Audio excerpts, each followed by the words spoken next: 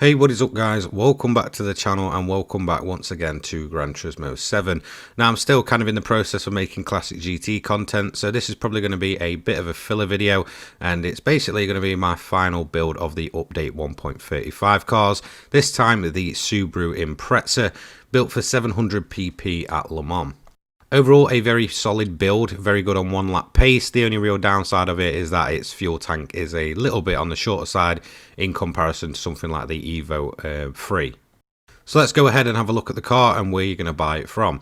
Now, this car actually appears in the used car dealership as well as Brand Central. I believe it's currently gone out of the used car dealership, but the difference is only minuscule at around about 8,000 credits. So you may as well pick up one brand new for only 50,000 credits. So a nice cheap starting point for this one. In terms of its base performance stats, it's 491.59 pp, 286 brake horsepower, weighing nearly 1,500 kilograms. It is turbocharged though and four-wheel drive, so plenty of handling to be had. So let's go ahead and get straight into the tuning sheet. We're going to go on the racing hard tyres for this one. They are pretty much good for the entire race. Fully customizable suspension with 120 front, 130 rear.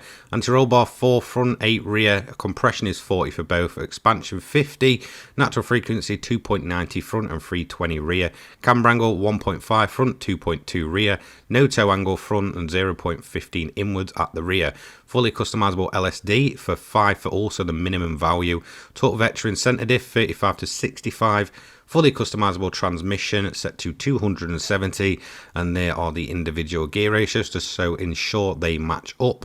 1 point in ballast, no power restriction on this build with a fully customizable ECU.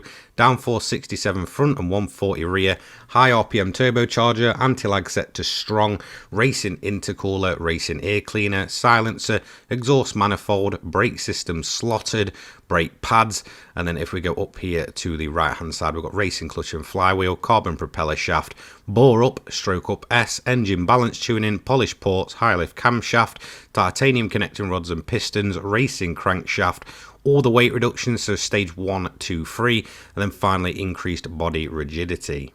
In terms of aero, just put what you want on really. So into Europe, we're going to head to the World Circuits, into Europe, over to the 24-hour Le Mans, and the middle event, the World Touring Car 700. It's the highest paying one in terms of the free events. So let's talk about how this car is built.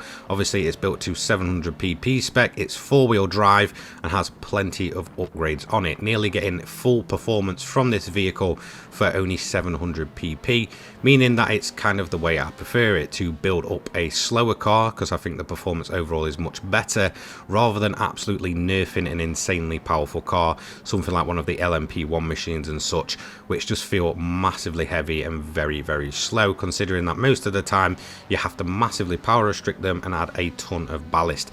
This thing is lightweight, very quick, four-wheel drive, very grippy, and overall a very solid build. It's very similar to the Lancer Evolution 3, so if you like that one, you're probably going to like this one as well. I know that was quite a popular build in terms of its overall performance. Lap times are around the same. The only real downside is the sort of fuel capacity, meaning that you may have to do a single lap of sort of lifting and coasting and a little bit of fuel saving to ensure you can go for a full entire 3 laps. So let's talk strategy with this car. The first thing you're going to want to do is turn the fuel mix down to 6. This will ensure that you can do the entire 3 laps on a single tank of fuel. It might require you to do a bit of lifting and coasting into corners and short shifting. However, that is probably the best way to drive this car anyway.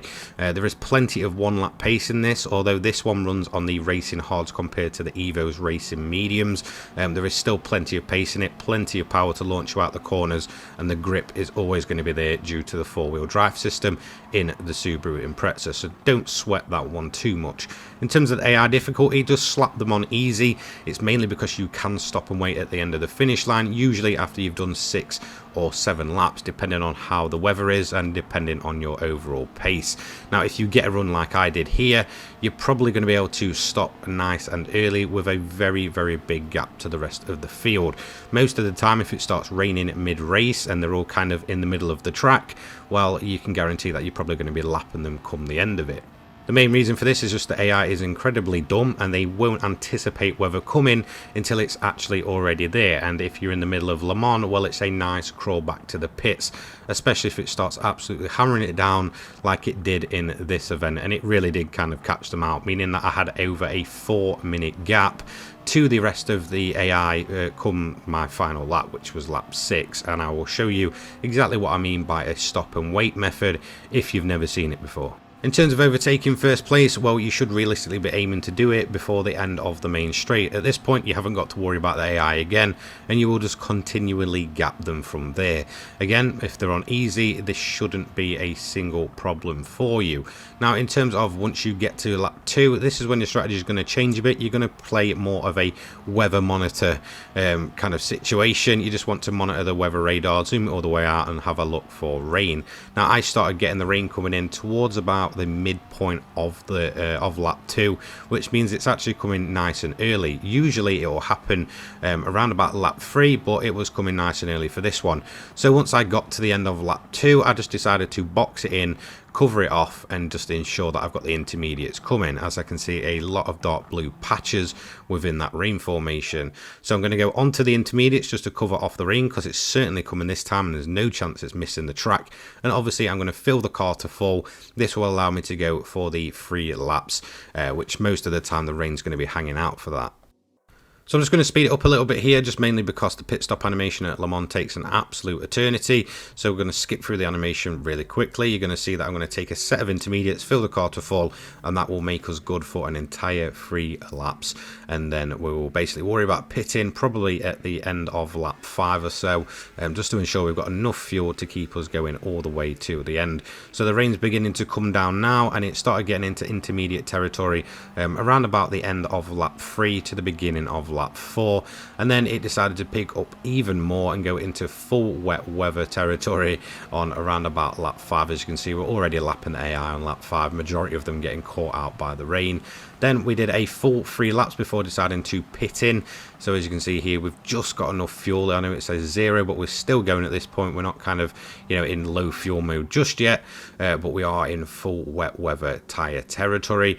However, I don't even really bother with a full set of wets, mainly because they are just really slow. So I'm going to stay on the inters, mainly because this rain should pass anytime soon. So we're going to take a fresh set of inters just to ensure that is covered off, and then we are going to once again fill the car to full. Once again, I'm just going to speed up the animation. Like I said, it just takes an absolute eternity. In fact, you could probably waste a good few minutes just pitting at Le Mans, which isn't always a bad thing, especially if you're so far ahead and you just want to take a bit of a break from driving for the entire 30 minutes. Just go and do a pit stop, to be quite honest. The AI shouldn't realistically catch you. So there we go, with a 4-minute gap to the rest of the field. By the time we come to finish a lap, we've still got around about 4 minutes left on the clock. And as you can see, our timer overall is around about 2 minutes 50. So all we need to do at this point is just park up at the finish line and just let the counter go. Again, we've nearly lapped the majority of the field, and the AI that is in second place is only just starting its 6th lap, so we don't need to worry about them. As you can see, the AI is going to begin to unlap themselves. There's nothing really to worry about there. I just thought it was quite funny watching them try and struggle to put the power down on that final corner and get themselves up across the straight. So again, a bunch more AI coming through here. They've not quite finished yet, and they are a lap down. As you can see, the second place AI is only just off of the big long straight at this point. So again, they are still quite a while away from us. So there we go. The counter's ticking down. We've got about 5 seconds left. We're just going to get ready to jump across the line. And then again, we're just going to turn the car up just for a laugh and do a few wheel spins. So there we go, that's the event finished, pretty much dot on the 30-minute mark, and it's the most effective way to actually complete this event. As you can see, we did it in pretty much bang on 30 minutes, 0.737, with a fastest lap on lap 4 in the wet weather of a 4 minutes 26.759. So overall, not too bad on its absolute rain pace either. I'm assuming most of you all know this, but for those of you that might be new or pick the game up on sale or something, it's 825,000 credits for 30 minutes of your time. And if you're on PlayStation 5, you can just instantly restart this thing and get going once again. And most of the time, you will be able to stop and wait at the end of the 6th lap. So that's going to be it from me today. This is the last of the update 1.35 guides. I've reviewed all the cars. I've built all of the cars. So this is me basically retiring all of these cars. I am still working on my classic GT content. I do apologize that I've been away for a few days. I actually had my entire PC just decide to absolutely wipe itself out, so I have had to get a new one and get that ready. So again, apologies for that. Classic GT content should start filtering through from next week. I'm mainly going to be focusing on Gran Turismo 4 and Gran Turismo 2. So that's going to be it from me today. Don't forget to leave a like, comment, subscribe, turn your notifications on so you don't miss an upload from me. I upload GT7 and, well, I guess Gran Turismo related content each and every day. I'll leave my Discord, my Twitter, my Patreon and my donation links down below if you do want to kind of help out the channel. I'll be massively appreciative of that, and I will see you all later on, guys. Have a great day. Peace.